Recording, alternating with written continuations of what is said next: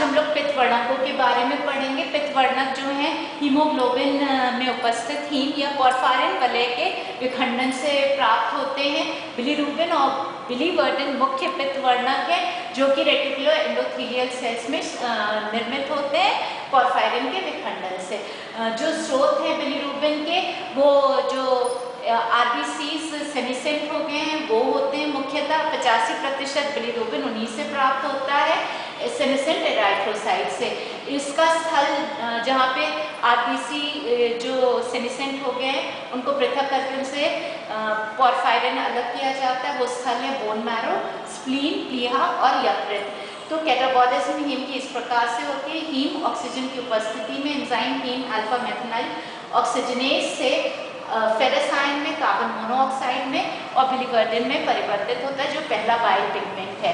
फिर biliverdin reductase enzyme इसे bilirubin में परिवर्तित करती है NADPH+H+ की उपस्थिति में, और ये दूसरा पित्त वर्णक है। बिलीवर्डिन हरा होता है और ये बिलीरुबिन येलोइश ऑरेंज रंग का होता है। ये दोनों पित्त वर्णक जो है जल में अविलय होते हैं, इसलिए रक्त में परिवहित इस रूप में नहीं हो सकते। इनको रक्त में परिवहित करने के लिए पहले बिलीरुबिन एल्ब्यूमिन से जुड़ती है, रक्त में जो उपस्थित होती है उसके द्वारा वो यकृत तक पहुंचती है। यकृत में फिर इसका संयुग्मन क्रिया होती है जहाँ पे ये ग्लूक्यूरोनाइड बनाती है। तो वो क्रिया इस प्रकार से बिलीरुबिन जो है वो ग्लूक्यूरोनाइड बिलीरुबिन ट्रांसफरेज एंजाइम की उपस्थिति में जो यकृत में उपस्थित है यूडीपी ग्लूक्यूरोनेट से क्रिया करती है, यूडीपी निकल जाता है, बिलीरुबिन डाइग्लूक्यूरोनाइड बनती है।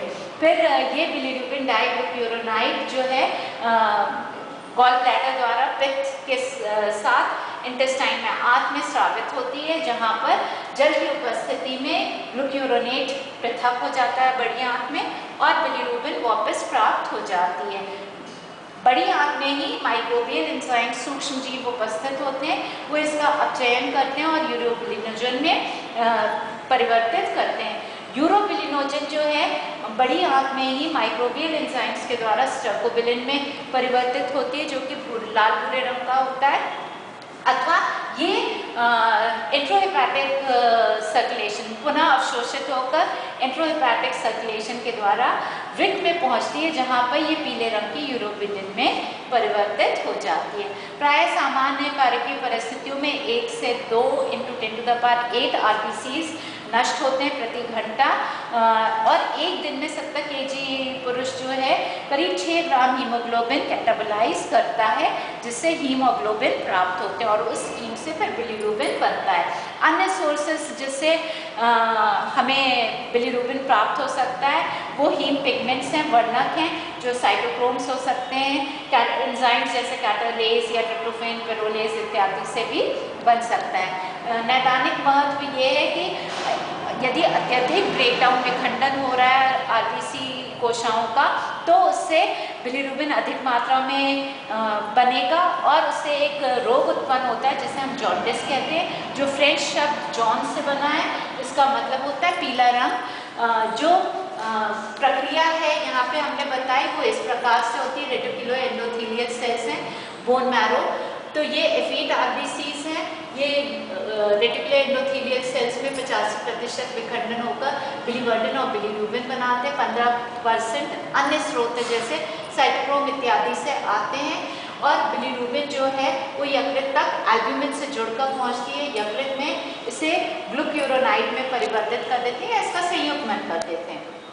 देखिए गॉल ब्लैडर के द्वारा स्रावित होती है बड़ी आंत में, जहां पर बिलीरुबिन डाइग्लूक्यूरोनाइड आंत की गट बीटा ग्लूक्यूरोनाइडेज के द्वारा बिलीरुबिन में परिवर्तित होती है और फिर माइक्रोबियल एंजाइम्स उसे बिलीवर्डिन, एल-स्ट्रेप्टोबिलिनोजन, एल-यूरोबिलिनोजन में परिवर्तित करती हैं।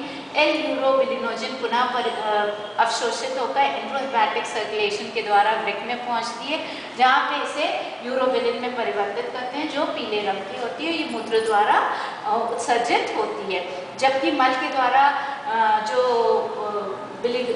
जो ये पिगमेंट उत्सर्जित होता है वो एल-यूरोबिलिनोजन जो है एल-स्ट्रेप्टोबिलिन में परिवर्तित होता है। ये मल के द्वारा उत्सर्जित होता है। ये लाल भूरे रंग का वर्णक होता है। तो जब बिलीरुबिन अधिक मात्रा में रक्त में निर्मित हो जाती है, तो अब वो रक्त में विलय नहीं है, जल में विलय नहीं है, तो वो त्वचा में अवक्षेपित होने लगती है, क्योंकि वो जल में विलय। इस कारण से त्वचा और आंखों के सफ़ेद भाग में पीला रंग दिखने लगता है, जिससे हम ये निष्कर्ष निकाल सकते हैं कि या तो आरबीसी का अधिक दर से विखंडन हो रहा है, तो उसके कारण हीमोलिटिक जॉन्डिस हो रही है, या यकृत ठीक से कार्य नहीं कर पा रहा है तो हेपेटिक जॉन्डिस है, या बाइल डक्ट में जो पित्त ले जाता है उसमें कहीं अवरोध है, तो उस प्रकार की जॉन्डिस को हम ऑब्स्ट्रक्टिव जॉन्डिस कहते हैं। इनमें से कोई एक रोग उत्पन्न हो रहा है। कई बार जो नवजात बच्चे होते हैं वो उनमें भी जॉन्डिस के लक्षण दिखते हैं, उस प्रकार की जॉन्डिस को हम न्यूनेटल जॉन्डिस कहते हैं, क्योंकि उनके लिवर, वो बच्चे बहुत छोटे हैं, उनके लिवर उपयुक्त मात्रा में बिलीरुबिन ग्लूक्यूरोनाइल ट्रांसफरेज एंजाइम नहीं बना पाते हैं, और इस कारण से बिलीरुबिन का ग्लूक्यूरोनाइडेशन नहीं हो पाता है, इस कारण से बिलीरुबिन रक्त में बढ़ जाता है। तो ऐसे बच्चों को जिनको जॉन्डिस हो गई है, उनको हम फ्लोरेसेंट लैंप में रखते हैं, के प्रकाश में रखते हैं। उस फ्लोरेसेंट लैंप के प्रकाश के कारण फोटोकेमिकली जो है बिलीरुबिन का विखंडन हो जाता है, और वो विलय समावयवियों में परिवर्तित हो जाती है, या विखंडित होकर उत्सर्जित हो जाती है। इस प्रकार से उस बच्चे को हम ठीक कर सकते हैं, स्वस्थ कर सकते हैं। ये संरचना है बिलीरुबिन और बिलीवर्डिन की। ये दो मुख्य पित्तवर्णक हैं, और ये जो है बिलीरुबिन अधिक मात्रा में पाया जाता है पित्त में, और बिलीवर्डिन कम मात्रा में पित्त में पाया जाता है।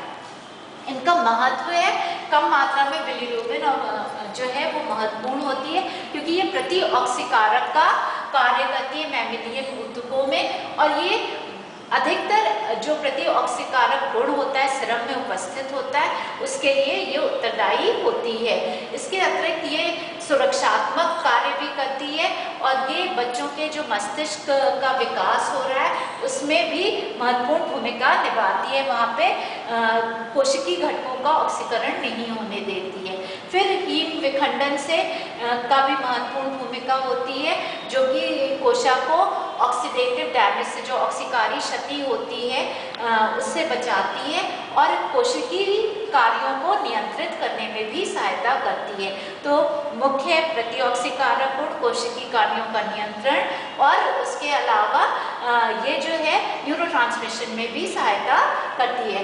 तो जो हीम विखंडन से CO बनता है, कार्बन मोनोऑक्साइड बनती है हीम ऑक्सीजनेज एंजाइम से, वो अधिक सांद्रता पे तो विषाक्त होती है, पर बहुत कम मात्रा में वो नियंत्रक का कार्य करती है और संसूचन का काम करती है, जिससे जो हमारे ब्लड वेसल्स हैं उनका वैसोडाइलेशन हो जाता है, और नियंत्रणकारी प्रभाव पड़ता है न्यूरोट्रांसमिशन पे।